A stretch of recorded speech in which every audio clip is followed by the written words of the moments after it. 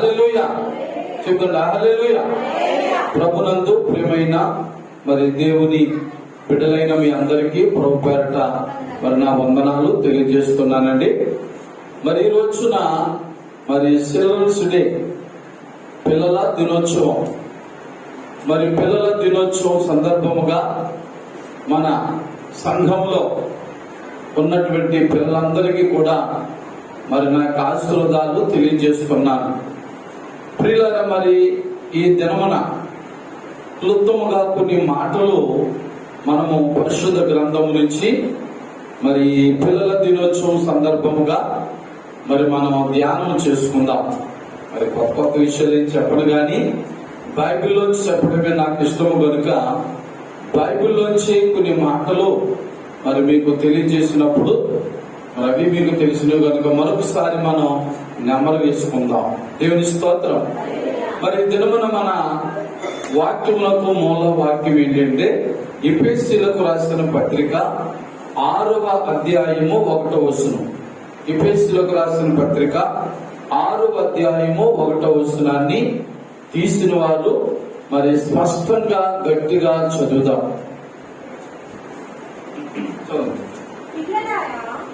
పిల్లలారా, ప్రభువునందు మీ తల్లిదండ్రులకు విధేయులయుండుడి, ఇది ధర్మమే. చదువు ఇంకా. నీకు మేలు కలుగునట్లు నీ తండ్రిని తల్లిని సన్మానింపుము, అప్పుడు నీవు భూమి మీద దీర్ఘాయుష్మంతుడు వగుదువు. ఇది వాగ్దానముతో కూడిన ఆజ్ఞలలో మొదటిది. దేవుని స్తోత్రం. ప్రియులారా, ఈ వాక్యము నేటి మన పిల్లల దినోత్సవ సందర్భముగా మరి ధ్యానం చేయబోతున్నాం. మరి అసలు ఈ మాటలు ఎవరితో మాట్లాడారని మొదట మనం ఆలోచన చేస్తే అపోస్తుడైన పౌలు గారు ఎఫెసీ సంఘములో ఉన్న విశ్వాసుల నిమిత్తము మాట్లాడిన మాటలు. అలాగే ఆ సంఘములో ఉన్న పిల్లలు, సంఘం అంటే అందరూ ఉంటారు. స్త్రీలు ఉంటారు, పురుషులు ఉంటారు, వృద్ధులు ఉంటారు, యవనులు ఉంటారు, చిన్ని పిల్లలు కూడా ఉంటారు. అందరూ కలిసి ఉండేది సంఘము.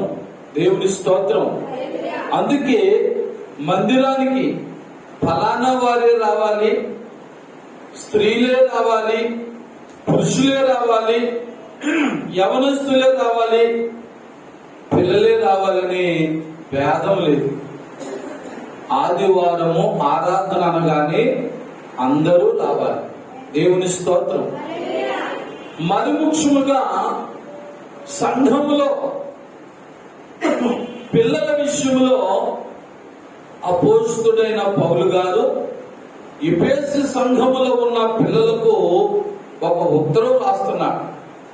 ఆ ఉత్తరములో, ఆ పత్రికలో ఉన్నటువంటి మాటలే మనము చదివేము కనుక 2-3 మాటలుగా ఆ మాటలను మనం ధ్యానం చేసుకుందాం.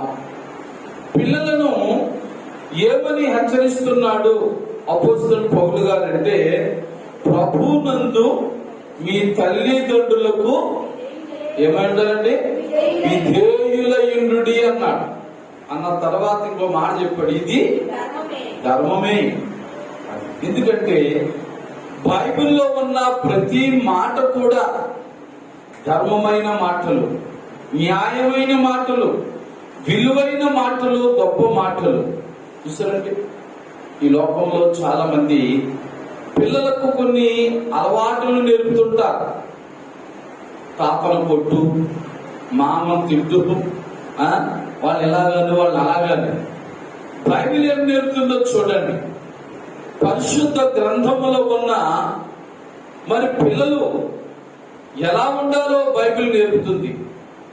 ఎందుకంటే పిల్లలకు ఏమీ తెలియదండి.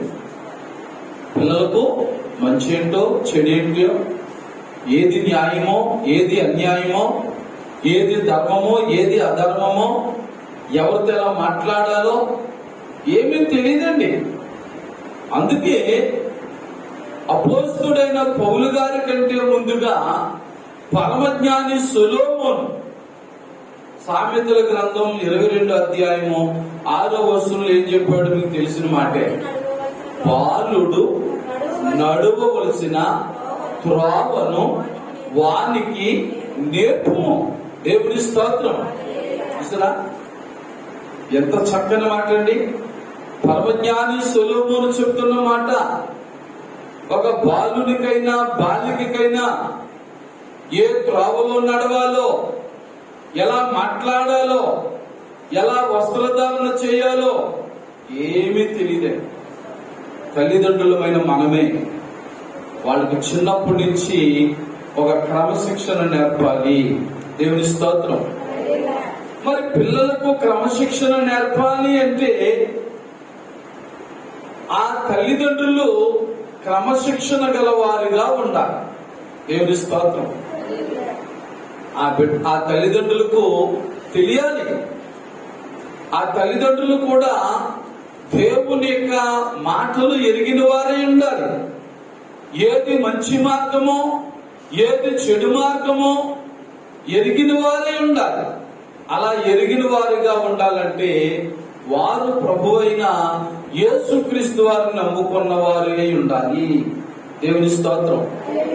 మరి లోకంలో ఉన్న వాళ్ళకి వారి పిల్లలకి ఏం నేర్పుతారండి? లోక విషయాలే నేర్పుతారు. వాళ్ళు సినిమాకి వెళ్తే ఏదో సినిమా తీసుకెళ్లిపోతారు కూడా. వాళ్ళు ఏం చేస్తుంటే పిల్లలు అవే చేస్తుంటారు కదా. పిల్లలకి ఒక మంచి క్రమశిక్షణ నేర్పించాలి అంటే మొదటగా తల్లిదండ్రులైన వారు మంచి క్రమశిక్షణ నేర్చుకోవాలి. ఆ క్రమశిక్షణ ప్రభువులో ఉన్నది. అందుకే అక్కడ 2వ లైన్ అంటాడు, అప్పుడు వాడు పెద్దవాడైనప్పుడు దాని నుండి తొలగిపోడు. దేవుని స్తోత్రం.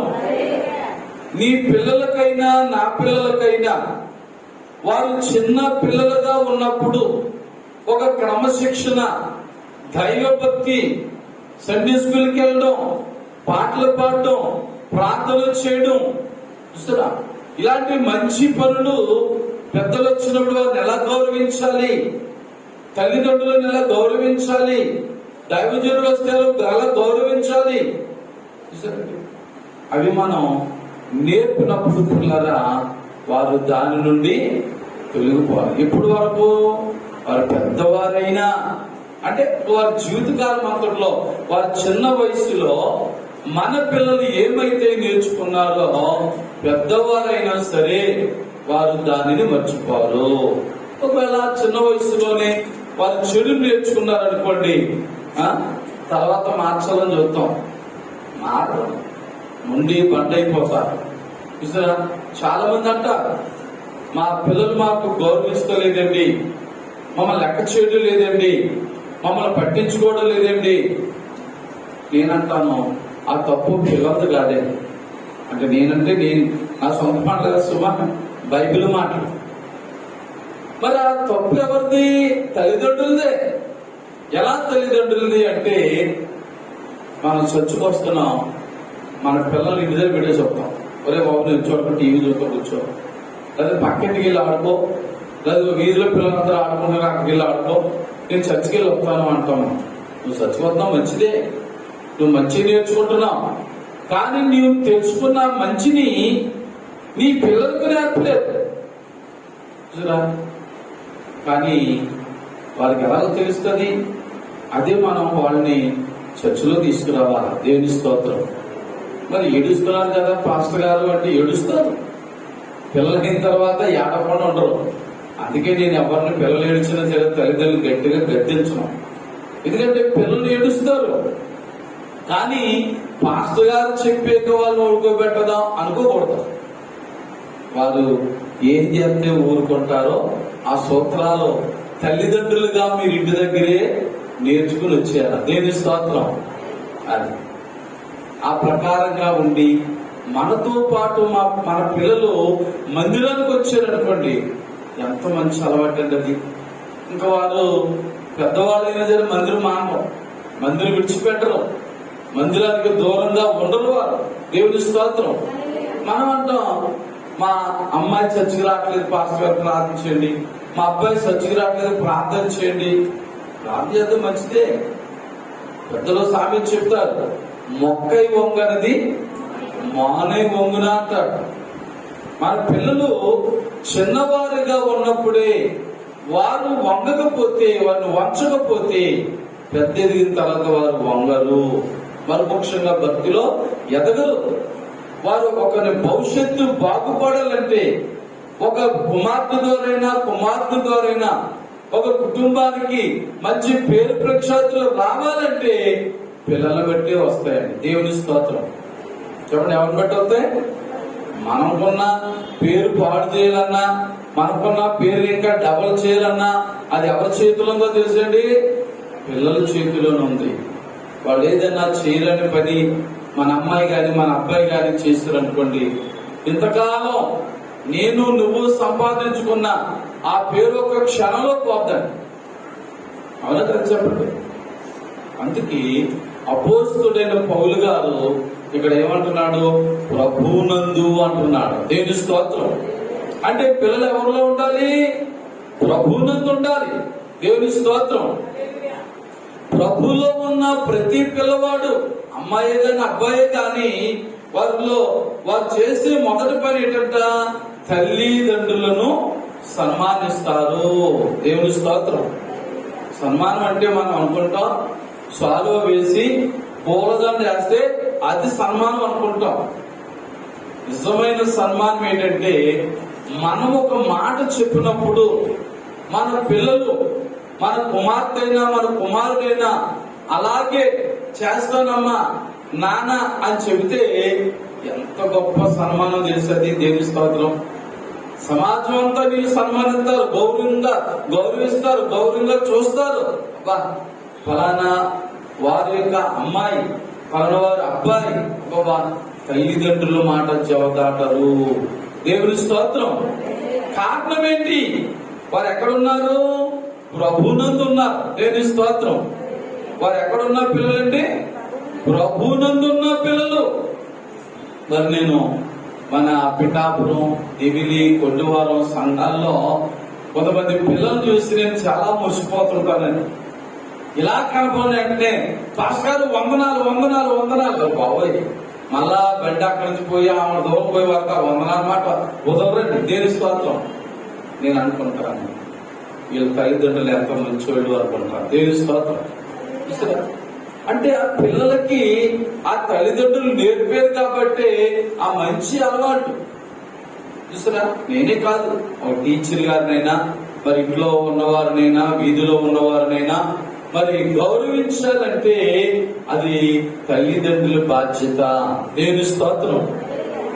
మరి పిల్లలకు ప్రథమ ఉపాధ్యాయుడు ఎవరంటే తల్లిదండ్రులే. ఇంకో మాట చెప్తారు, తల్లిదండ్రుల్లో ఇంకా ప్రాముఖ్యమైన పాత్ర ఎవరిదో తెలుసా? తల్లిదే. దేవుని స్తోత్రం. తండ్రి వ్యాపారానికో ఉద్యోగానికి వెళ్ళిపోతాడు, పొద్దున్న వెళ్ళిపోతాడు, సాయంకాలం వస్తాడు. మరి ఆ చంటి పిల్ల లేక ఆ పాప అయినా బాబు అయినా ఎవరి అండర్లో ఉంటారు? తల్లి అండర్లో ఉంటారు.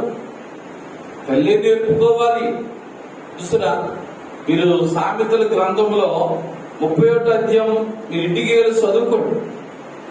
అక్కడ సొలొమోను రాజు యొక్క తల్లి తనకు ఎలా నేర్పించిందో, ఏమి నేర్పించిందో చక్కని మాటలు ఉంటాయి అక్కడ. దేవుని స్తోత్రం. కనుక పిల్లరా, మరి దేవుని సన్నిధిలో ఉన్న మనం, దేవునిలో బలమైన వారుగా మనం ఉండి ప్రభు యొక్క కృపా కరుణ కటాక్షాలు పొందేవారుగా మనం ఉండాలి. దేవుని స్తోత్రం. మన పిల్లలు ఈ చిల్డ్రన్స్ డే సందర్భంగా, లేక పిల్లల దినోత్సవం సందర్భంగా ఆ పండగ చేసేసుకోవడము చాలా మంది చేస్తారు.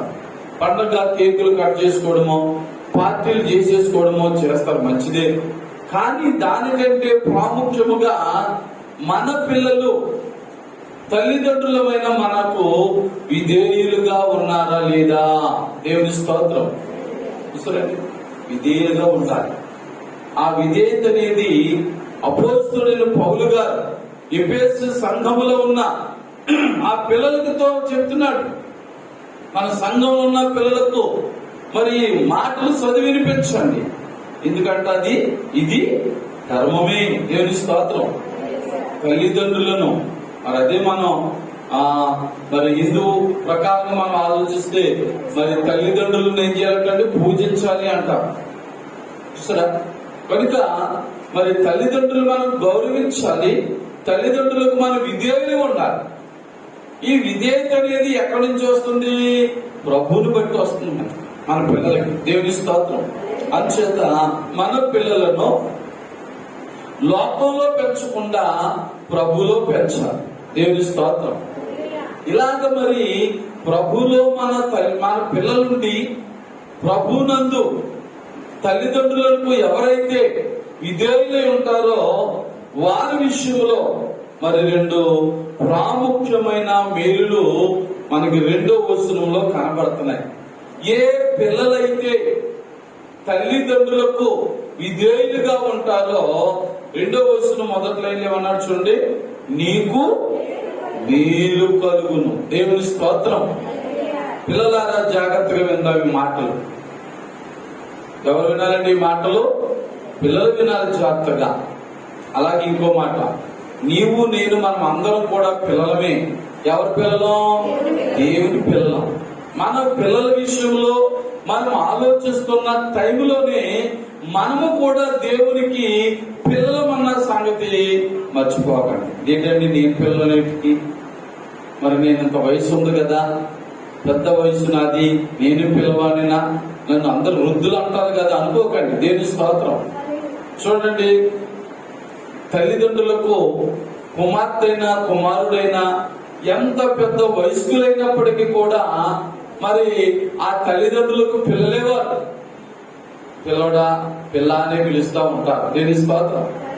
చూసారా, వారు ఒకవేళ వృద్ధులైపోవచ్చు, తల నిలిచిన వ్యక్తులైపోవచ్చు, కానీ తల్లిదండ్రులకు ఎప్పుడు కూడా తమ బిడ్డలు పిల్లలతోనే సమానం, చిన్నవారితోనే సమానం. దేవుని స్తోత్రం.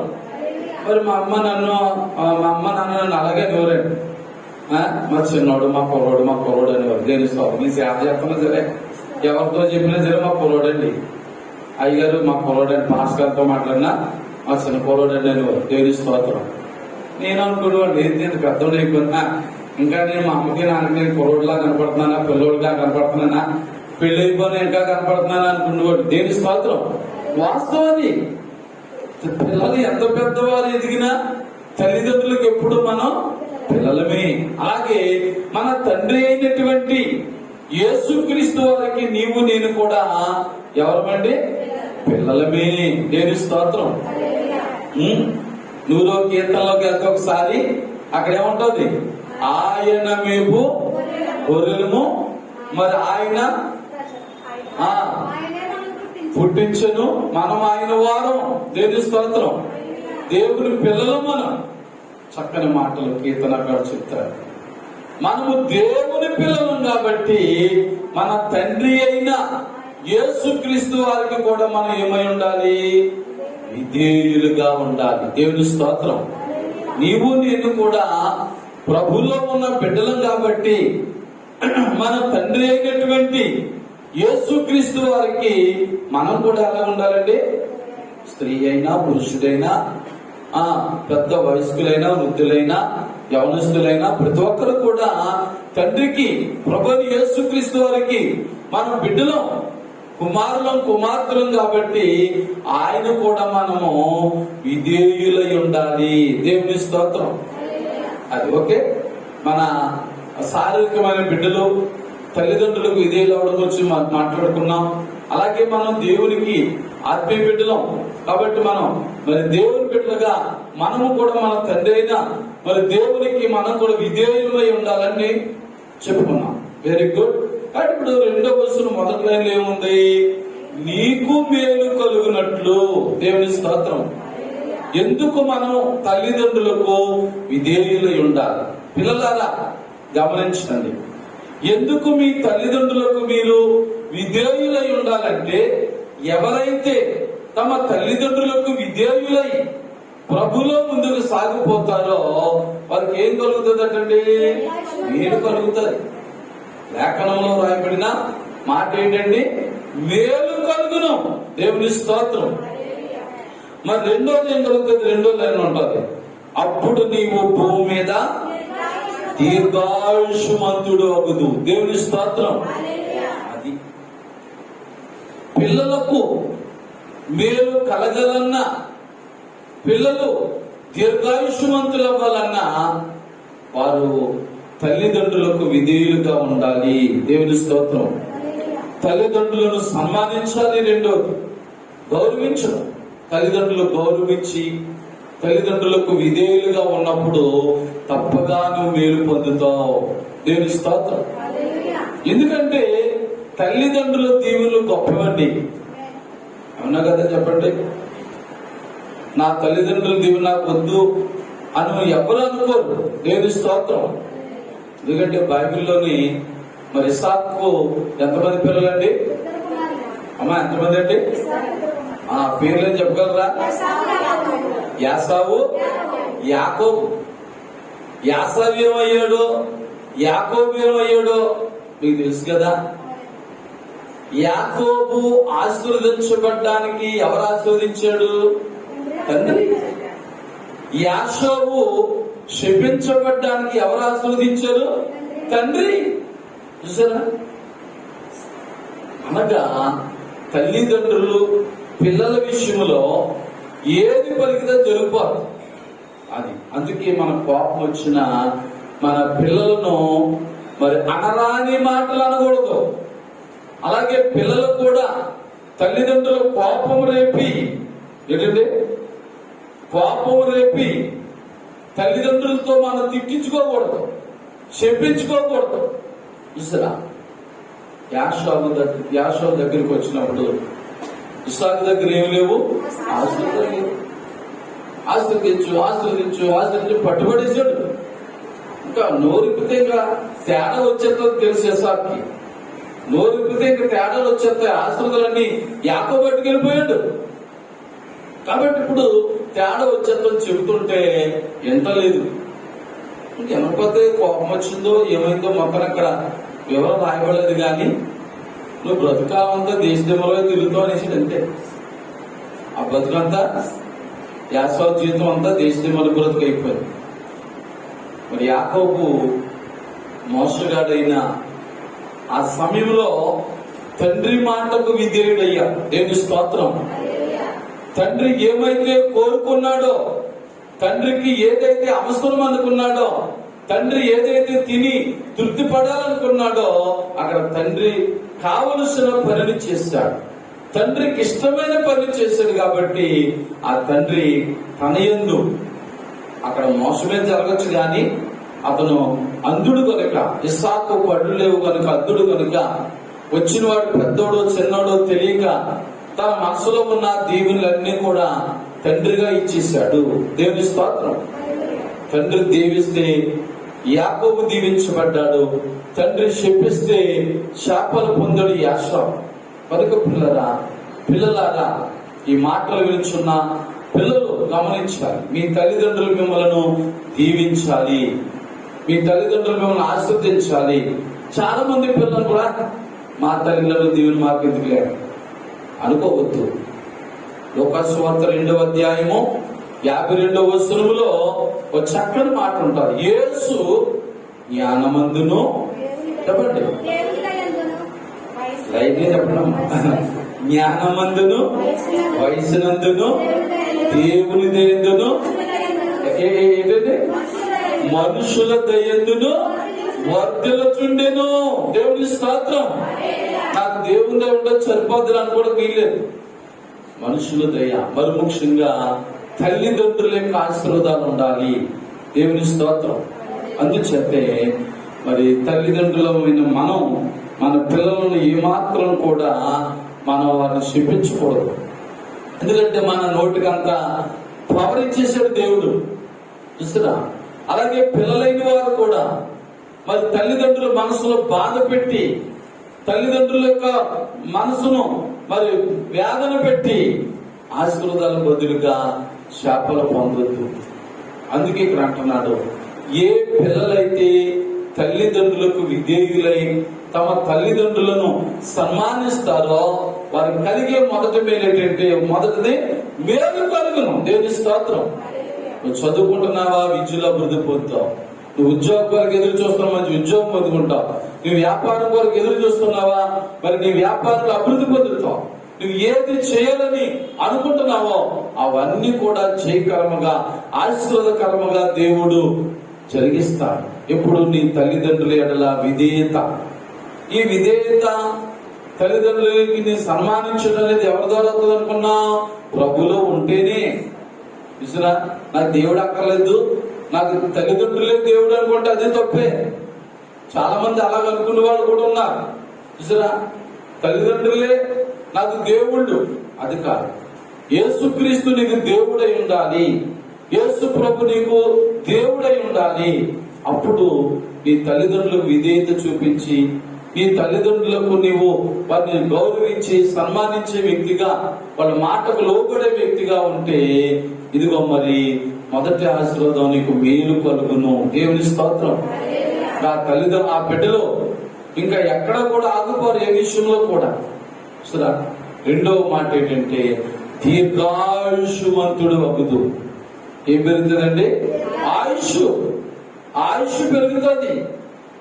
ఏదో మరి చిల్డ్రన్స్ డే వచ్చింది, పిల్లల దినోత్సవం వచ్చింది, ఆ పిల్లలు అందరూ మేము కూడుకున్నాం, మంచి పార్టీ చేసుకున్నాం, మంచి కేకులు కోసుకున్నాం, తినేసాం, పెద్ద సంబరం చేసుకున్నా అంటే అది ముఖ్యం కాదు. మరి పిల్లలాగా పార్టీ చేసుకోండి, కేకులు కోసుకోండి, అన్ని చేసుకోండి, కానీ మీరు ప్రభులో ఉన్నారా లేదా? ప్రభుని నమ్ముకున్నారా లేదా? ప్రభుని నమ్ముకుంటే మీ తల్లిదండ్రులకు విధేయులుగా ఉంటున్నారా లేదా ఆలోచించండి. మీ తల్లిదండ్రులను గౌరవిస్తున్నారా లేదో ఆలోచించండి. మీ తల్లిదండ్రులను సన్మానిస్తున్నారా లేదో ఆలోచించండి. ఇదేమి కూడా అధర్మం కాదు. మరి ఏం రాయబడదు ఇక్కడ? ఇది ధర్మమే. రెండో మాట అంటాడు, లాస్ట్ 3వ వచనంలో లాస్ట్ మాట ఏమంటాడు? ఇది వాగ్దానముతో కూడిన ఆజ్ఞలలో మొదటిది. దేవుని స్తోత్రం. ఇది ఒక ఆజ్ఞ. ఎంత గొప్ప మాట అండి. వాగ్దానాలతో కూడిన ఆజ్ఞది. 10 ఆజ్ఞలే కదా ఉన్నాయండి మనకి. నిర్గమకాండంలో 20వ అధ్యాయంలో 10 ఆజ్ఞలు ఉన్నాయి కదా అనుకోకండి. ఇది వాగ్దానముతో కూడిన ఆజ్ఞలో మొదటిది. ఎందుకంటే ఏ పిల్లలైతే, ఏ పిల్లవాడైతే, ఏ అమ్మాయి అయితే, అబ్బాయి అయితే మరి ప్రభులో ఉండి తమ తల్లిదండ్రులకు విధేయులుగా ఉండి తమ తల్లిదండ్రులు గౌరవిస్తారో వారికి మేలు కలుగుతుంది, వారికి దీర్ఘ ఆయుష్ కలుగుతుంది. దేవుని స్తోత్రం. చాలా మంది దీర్ఘాయుష్మంతులు ఉంటారు, ఎందుకు బతుకులన్న కింద ఉంటారు. ఏంటి ఉపయోగం? వాళ్ళ దగ్గర వీళ్ళ దగ్గర మరి అడుపు తినే వాళ్ళ ఉండి ఎక్కువ కాలం బ్రతికిన ఏంటి ఉపయోగం? లేదా కొంతమంది బాగానే మేలు పొందుతుంటారు, కానీ సకాలంలో ఆయుష్ను పోగొట్టుకుంటారు. ఏంటి ఉపయోగం? ఇదిగో బైబిల్ చెప్తుంది ఏంటంటే, పిల్లలారా మీ ఆయుష్ పెరగాలంటే, పిల్లలారా మీ జీవితంలో మేలు జరగాలంటే ప్రభులో ఉండండి. ప్రభులో ఉండి మీ తల్లిదండ్రులకు విధేయులుగా ఉండండి. మీ తల్లిదండ్రులను గౌరవించే వారిగా ఉండండి. అప్పుడు దేవునికి ఆయుష్నిస్తాడు. ఆయుష్తో పాటు నీకు మేలులు కూడా చేస్తాడు. హల్లెలూయా. అదే నిజమైన పిల్లల దినోత్సవం. అలా ఎవరైతే వాక్యానుసారముగా జీవిస్తూ ఉన్నారో వారి జీవితంలో అదే నిజమైన మరి పిల్లల దినోత్సవం అండి. ఇవి లేకుండా నీవు తల్లిదండ్రుల డబ్బులు అట్టుకెళ్ళిపోయి ఎన్ని పార్టీలు చేసుకున్నా అది నీకు సంతోషం, ఆనందాన్ని, ఆశీర్వాదాన్ని ఇవ్వదు. Very good. ఇప్పుడు మరలా మనలోకి వద్దాం. ఇందాకలాగే మళ్ళా మనలోకి వద్దాం. మరి నీవు నేను మనం అందరం కూడా ఎవరికి పిల్లలు అనుకున్నాం? తండ్రి అయిన దేవుడికి, ప్రభు యేసుక్రీస్తు వారికి మనం పిల్లలమే. ఇప్పుడు మనం ఆలోచించుకుందాం. ఇప్పుడు జనరల్ గా మనం అందరం కూడా దేవుని పిల్లలం. చూసారా, మరి యోహాను సువార్త 1:12 ఉంది, తను అందరూ అంగీకరించుతారో వారందరికీ దేవుని అధికారం ఇచ్చేయడం చెప్తున్నాడు. దేవుని స్తోత్రం. కాబట్టి మనం అందరము కూడా ఇక్కడున్న మనం అందరూ దేవుని అంగీకరించిన వారము. లేదంటే నేను దేవుని అంగీకరించలేదు అన్నవారు ఎవరైనా ఉన్నారా? చెప్పండి, ఎవరైనా ఉన్నారా? అందరూ అంగీకరించిన వారు. దేవుని స్తోత్రం. కాబట్టి దేవుని అంగీకరించిన నీవు నేను కూడా మన తండ్రి ఎవరు చెప్పండి? ఇప్పుడు యేసుక్రీస్తు వారు. మన తండ్రి ఎవరండి? యేసుక్రీస్తు వారు. కాబట్టి మనం ఇప్పుడు ఎవరికి లోబడాలి? దేవునికి లోబడాలి. రెండోది, మనం ఎవరిని గౌరవించాలి? ప్రభుని యేసుక్రీస్తు వారిని గౌరవించాలి. ఈ రెండు కార్యాలు ఒక విశ్వాసిగా, దేవునికి ఆత్మీయ బిడ్డగా మరి నువ్వు నెరవేర్చగలిగితే, నేను నెరవేర్చగలిగితే ఈ రెండో వరుసలో ఉన్న రెండు ఆశీర్వాదాలు నీకు నాకు వస్తాయి. ఏంటి? మొదటి మాట, నీకు మేలు కలుగును. దేవుని స్తోత్రం. మేలు చేయ ప్రభా, మేలు చేయ ప్రభా అని 3 ఉపవాసాల నుండి ప్రార్థన చేసేస్తున్నానండి, చాలా వారాలు చేసేస్తున్నానండి, ఎన్ని వారాలు చేసినా మరి నా జీవితంలో మేలు జరగడం లేదండి అన్నాం చాలా మంది. ప్రార్థన చేస్తాం మంచిదే, ఉపవాసం చేస్తాం మంచిదే. ఆయన బిడ్డగా నీవు ఉన్నావా? ఆయన కుమార్తెగా, కుమారునిగా నీవు ఉన్నావా? ఆయన ఆజ్ఞలకు, ఆయన మాటలకు నీవు నేను కూడా లోబడుచున్నామా? దేవాది దేవుడని యేసుక్రీస్తు వారిని ప్రతి విషయంలో కూడా మనం గౌరవిస్తున్నామా లేదా? ఆలోచించవు ఎప్పుడైనాను? మత్తయి సువార్త 7:7 పట్టుకుంటాం మనం. ఏముందండి అక్కడ? మత్తయి సువార్త 7:7 అడుగుడు మీకు ఇవ్వడును, అడుగుడు మీకు ఇవ్వడును ఉంది కదా ప్రభా, ఇచ్చేనైనా ఇచ్చేనైనా ఇచ్చేనైనా ఇస్తాడే. ఇప్పుడు ఆయనలో ఎలా ఉన్నాం? తల్లిదండ్రులకి విరోధంగా ఉంటే ఆస్తి ఏమైనా ఇస్తాడా మనకి? చెప్పండి, ఏమిస్తాడా? మన తల్లిదండ్రులు భూలోక తల్లిదండ్రులే. మనకి ఏదైనా ఇవ్వాలంటే వారికి ఫేవర్గా ఉండాలి. వాళ్ళు మనం ప్రేమించే వారు ఉంటేనే కానీ ఎవరు పరలోక తండ్రి అయినా ప్రపంచానికే, ప్రపంచ దేశాల్లో ఉన్న ప్రతి మనిషికైన దేవుడు కనుక మనం కూడా ఆయనకి ఫేవర్గా ఉండొద్దా? ఆయనకి ఇష్టమైన వారు ఉండొద్దా? ఆయనకి ఇష్టమైన పనులు చేయొద్దా? నాకు మేలు జరగలేదండి, పలానా వాళ్ళు ఏంటంటే ప్రభుని నమ్ముకున్న అర్ధం చచ్చిపోయినట్టండి, ఎన్నో మాటలు వింటుంటాం. ఇదిగో బైబిల్ చెప్తుంది, నీవు నేను కూడా ఈ చిల్డ్రన్స్ డే సందర్భముగా మనం మన పిల్లలు మరి కాకుండా మనం కూడా తండ్రికి పిల్లలమే, యేసుక్రీస్తు వారికి పిల్లలమే కనుక మనము ఎలాగ జీవిస్తున్నాం? మన తండ్రి అయిన యేసుక్రీస్తు వారికి మనం విధేయులుగా ఉంటున్నామా లేదా? మన తండ్రి అయిన యేసుక్రీస్తు వారికి సన్మానిస్తున్నామా లేదా, గౌరవిస్తున్నామా లేదా? అలా చేస్తే ఇదిగో ఆయన ఇప్పుడే నీకు మీరు చెడు సిద్ధంగా ఉన్నాడు. నీ ఆయుస్సును పెంచడానికి ఆయన సిద్ధంగా ఉన్నాడు. ఎంత గొప్ప మాట్లాడి దేని బిడ్డలారా, మరి ఎప్పుడైనా మనం ఈ మాటలు ఆలోచించామా? కానీ మనం ఎలాగుంటున్నాం? ఒక్క మాట చెప్పి బైబిల్ నుంచే మరి నేను ముగిస్తాను పిల్లరా. మరి తీయదుగా లోకస్వార్త 15వ అధ్యాయంలో ఒక ఆయన ఉంటాడు, ఆయనకి 2 పిల్లలు ఉంటారు. ఆ 2 పిల్లల్లో ఒక ఆయన ఏం చేస్తాడు? తండ్రి దగ్గర ఏమా ఆస్తి అంతా పట్టుకెళ్ళిపోతాడు. ఎందుకు పట్టుకెళ్ళిపోడు చెప్పండి? ఎవరి మాట నేను పట్టుకెళ్ళిపోయాడు? స్నేహితుల మాట. ఈ రోజుల్లో మళ్ళా మన పిల్లల దగ్గరికి వెళ్దాం. ఈ రోజుల్లో కూడా చాలా మంది పిల్లలు తల్లిదండ్రుల మాటల కంటే పిల్లల మాటలు విని చెడిపోతున్నారు. చూసారా? ఆ బైబిల్ గ్రంథములో కూడా మరి అక్కడ పేరు పెట్టారు, తప్పిపోయిన కుమారుడు కథ అంటారు. అక్కడ ఆ తప్పిపోయిన కుమారుడు తప్పిపోవడానికి గల కారణం ఏంటి? తండ్రికి లోబడి ఉంటే, తండ్రిని సన్మానించుంటే అతడు తప్పిపోడు కదా. తండ్రి చెప్పినట్టు విన్ను కదా. అయినా సరే నా ఆస్తిలో బాగా నాకు ఇచ్చేయి, నువ్వు సంపాదించిన ఆస్తి నాకు ఇచ్చేయి అని పేసి పెట్టాడు. ఎవరి మాటలు విని? స్నేహితుల మాటలు విని, లోకం మాటలు విని, లోకుల మాటలు విని తండ్రి చాలా బుజ్జగించి చెప్పడద్దు నాన్న, నీ వయసు అప్పుడే ఆస్తి మెయింటైన్ చేసే అంత వయసు కాదు, నీ చిన్న వయసు కదా, ఇదిగో నా అనంతరం కూడా అన్న ఇంకో వాట నీకో వాట ఈయన ఆస్తి అంతా కూడా 2 వాటాలు వేసుకుంటారు కదా మీరు అంటే ఊరుకున్నాడా? ఆలోచించాడా?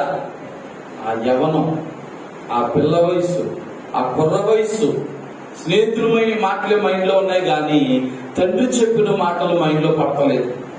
సరే అప్పుడు తండ్రి మరి ఇప్పుడు 2 వాటాలు వేస్తాడు చెప్పండి? 2 వేస్తాడా 3 వేస్తాడా? తండ్రి ఉన్నాడు కాబట్టి 2 వాటాలమ్మా 3 వాటాలు వేసి వచ్చింది. తండ్రి లేకపోతే 2 వాటాలు. తండ్రి ఉన్నాడు కాబట్టి పెద్ద కొడుకు ఒక వాట, చిన్న కొడుకు ఒక వాట, తనకు ఒక వాట, 3 వాటాలు వేసేసాడు. చిన్న కొడుకు హ్యాపీ అయిపోయాడు. చెప్పండి ఏమైపోయాడు? హ్యాపీ. ఇంకా ఎంత హ్యాపీ కాదు. నా మాట నెగ్గింది, మా తండ్రిని మొత్తం చాలా మాటల్లో పడగొడేసాను అనుకుంటున్నాడు. మరి మంచిదే, ఆస్తి అంతా పట్టుకెళ్ళాడు, మంచి వ్యాపారం చేశాడు. ఏమలముందా? ఆస్తి అంతా పట్టుకెళ్ళి మంచి వ్యాపారం చేశాడు అక్కడ లేదు. బిడ్డ చెప్తుంది ఆ డబ్బు పట్టుకెళ్ళి ఆస్తి అంతా పట్టుకెళ్ళి ఏం రాకపోతుంది? దుర్వ్యాపారం. ప్లాన్ ఇచ్చిన వాళ్ళు ఎవరు? లోకులు, ఫ్రెండ్స్.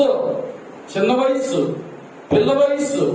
వీడికేం తెలుస్తుంది బతుకుదేరు అంటే ఏంటో, వ్యాపారం అంటే ఖర్చు పెడుతుంది తెలుసు కానీ సంపాదించడం తెలియదు. తండ్రి చెప్పినా వినలేదు పిల్లరా. కానీ తండ్రి మాత్రం ఈ రోజులో కానీ నువ్వు నేనైతే నా మాట అనుకుంటా ఆశపడిపోడు కదా, ఆడికి నాకు ఏమైనా సంబంధం లేదు అనుకుంటాం. అవును కదా చెప్పండి? యథార్థమైన మాట అంతే కదా. ఇంకా ఆశపడిపోయే సంబంధాలే ఉన్నాయి మనకి. కానీ తండ్రి అలాంటి కాదండి. కుమారుడు కొరకు ప్రేమతో ఎదురు చూస్తున్నాడు. ఆ మనసే ప్రభు అయిన యేసుక్రీస్తు వారి. దేవుని స్తోత్రం. ఆ మనసు ఎవరిదండి? యేసుక్రీస్తు వారిది. మరి నీవు నేను కూడా తప్పిపోయిన కుమారుడు వలె ప్రభు దగ్గరకు వచ్చాం. కష్టాల్లో వచ్చాం, బాధల్లో వచ్చాం, వ్యాధుల్లో వచ్చాం, సమస్యల్లో వచ్చాం, అబ్బో బ్రతకలేని స్థితిలో వచ్చాం. ప్రభు దగ్గర ప్రార్థించాం. ప్రభు కనికరించి మనకు ఉన్నత స్థితిలో పెట్టాడు. కాబట్టి ఏ స్థితిలోను? ఉన్నత స్థితిలో పెట్టాడు.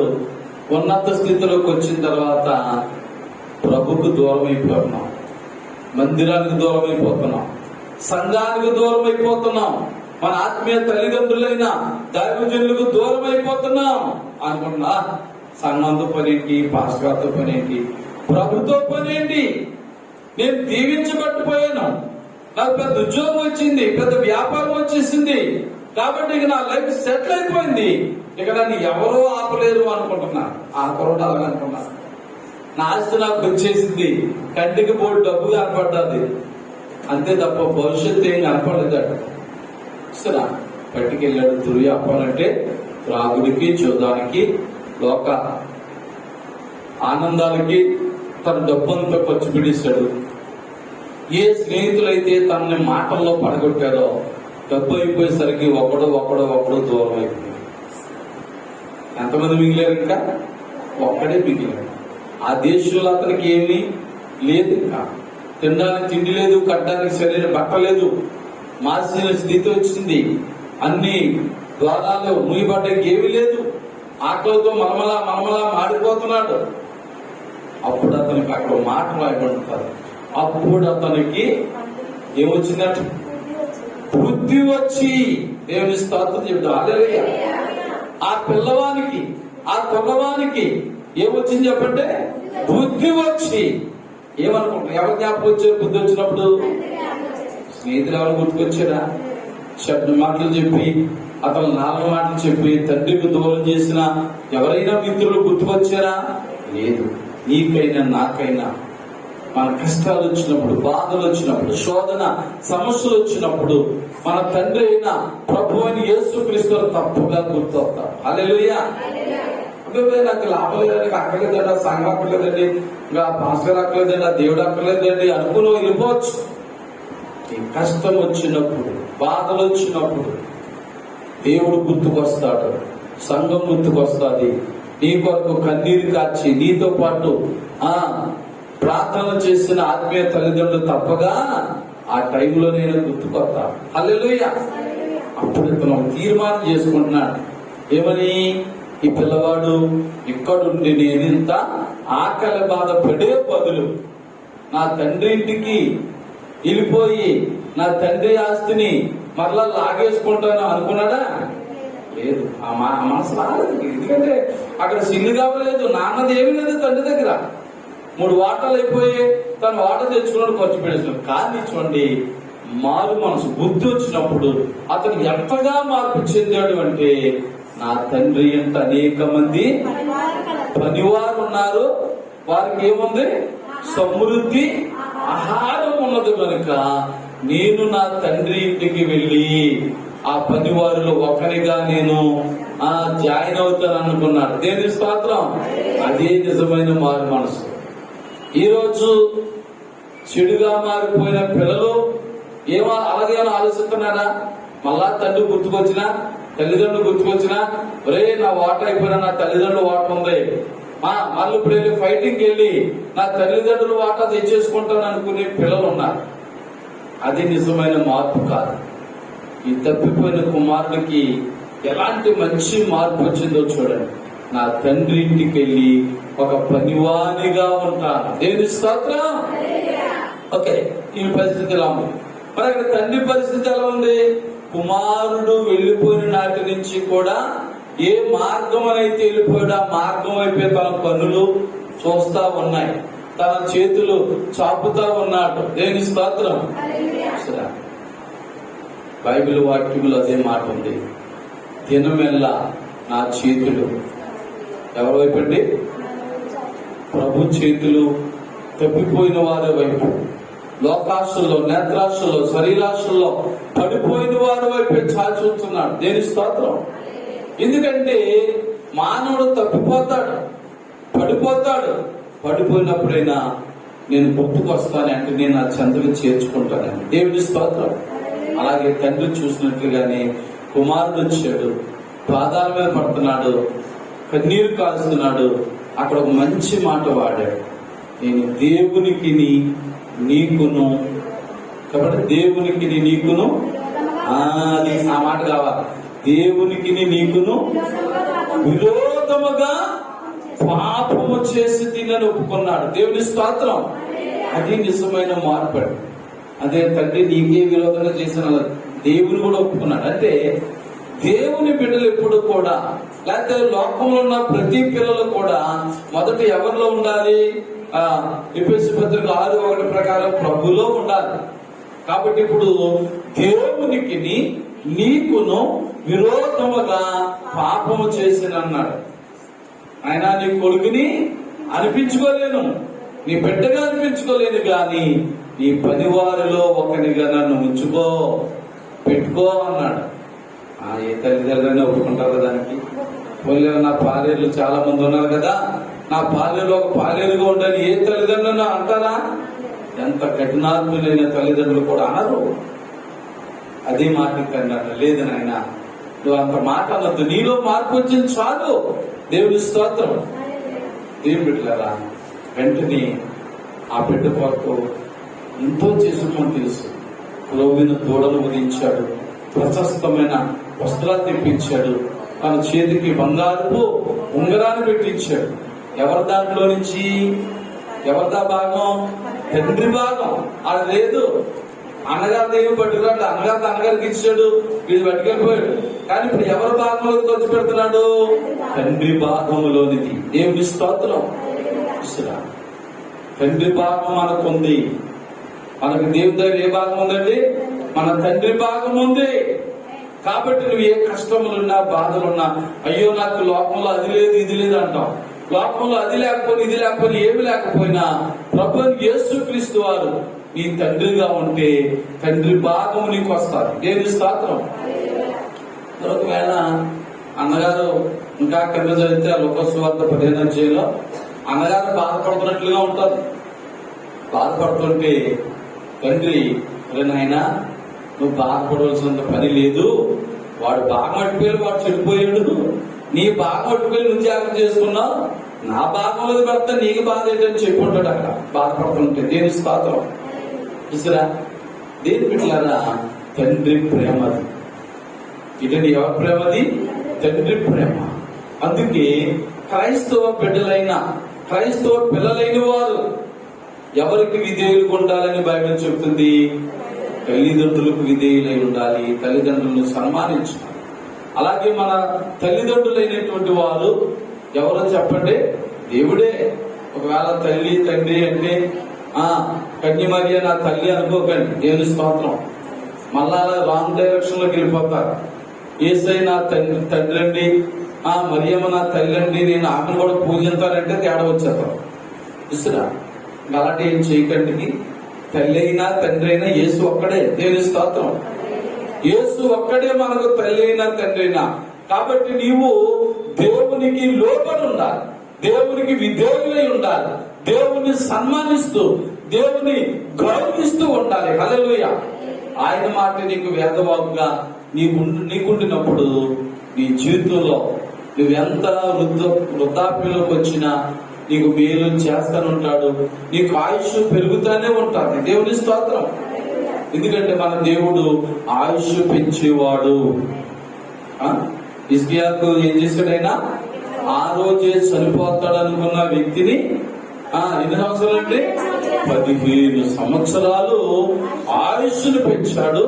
తర్వాత ఆయన రాజ్యం మీదకి వచ్చే శత్రువులను కూడా రాకుండా చేశాడు. హల్లెలూయా. ఎంత గొప్ప దేవుడు అండి. నీవు నేను కూడా ఇంకా చెల్లించే సందర్భంలో దేవుని ఎదుట మనం ఆయనకు పిల్లలుగా ఉన్నామన్న సంగతి మర్చిపోకండి. మనం ఆయన పిల్లలు. దేవుని స్తోత్రం. కీర్తన గారు 100వ కీర్తన అంటాడు, మనం ఆయన పిల్లలు. మనం దేవుని స్తోత్రం. లేదని పెద్దోండండి అంటే కాదు, మరి తర్వాత నీ ఇష్టం అది. కానీ నీవు నేను కూడా మనం దేవుని ఎదుట పిల్లలము కనుక మరి ఈ చిల్డ్రన్స్ డే సందర్భముగా మనము మన తండ్రి అయిన దేవునికి విధేయులుగా ఉందాం, మన తండ్రి అయిన దేవునికి మనం గౌరవిందాం. ఆ తత్ఫలితంగా నీకు నాకు మేలు కలుగుతానే ఉంటుంది, నీకు నాకు ఆయుష్ పెరుగుతానే ఉంటాడు. దేవుని స్తోత్రం. ఈ మాటల ద్వారా మరి నీవు నేను కూడా బలపరచబడాలి. అలాగే ఈ మాటల ద్వారా నీకు అర్థం కాకపోతే మళ్ళీ ఇంటికి వెళ్ళాక మళ్ళీ ఎఫెసీ పత్రిక 6వ అధ్యాయం 1 నుంచి 3 వచనాల వరకు మరలా మరలా మరలా చదివి నీ పిల్లలకు ఒక మంచి క్రమశిక్షణ నేర్పించుకో. ఏంటంటే మీ పిల్లలకు ఒక మంచి క్రమశిక్షణ నేర్పించుకో. వారు పెద్దవారైనా సరే దాని నుంచి తొలగిపోకుండా మరి దేవుని గౌరవిస్తారు, నిన్ను కూడా గౌరవిస్తారు. కదండి మన పిల్లలను దేవుడు దీవించి ఆస్వాదించినట్లుగా దేవునికి పిల్లలమైన నిన్ను నన్ను కూడా ఆయన దీవించి ఆస్వాదించినట్లుగా ప్రార్థన చేసుకుందాం. అందరూ కూడా దేవుని సన్నిధిలో తలలు ఉంచుదాం, మోకరించి తలలు వచ్చి మనస్సు ఒక్కసారి ఈ మాటలు ఎఫెసీ పత్రిక 6వ అధ్యాయం 1వ వచనములో నుండి అపోస్తలుడైన పౌలు గారు మాట్లాడిన మాటలను జ్ఞాపకం చేసుకుందాం. జ్ఞాపకం చేసుకుని పిల్లల మన పిల్లలు ఎలా ఉన్నారు మొదట జ్ఞాపకం చేసుకోండి. అలాగే దేవుని పిల్లలమైన నీవు నేను కూడా ఆయన దృష్టిలో ఎలాగున్నా మనది 2వ మాటగా జ్ఞాపకం చేసుకుని ప్రార్థించుకుందాం. ప్రేమమైన యేసయ్య మీకే వందనాలు, స్తోత్రాలు. ఈరోజు చిల్డ్రన్ డే సందర్భముగానైనా మరి పిల్లలు ఎలా ఉండాలో, అలాగే నీకు పిల్లలమైన మేము కూడా ఎలా ఉండాలో క్లుప్తముగా కొన్ని మాటలు మేము ధ్యానము చేసి ఉంటుండగా నన్ను మమ్మలను కూడా బలపరిచి స్థిరపరిచి మీ సాక్షులుగా వాడుకోమని యేసుక్రీస్తు పరిశుద్ధ నామములో ప్రార్థించి వేడుకొనుచున్నాము తండ్రి. ఆమేన్, ఆమేన్. అందరికీ వందనాలండి. God bless you all.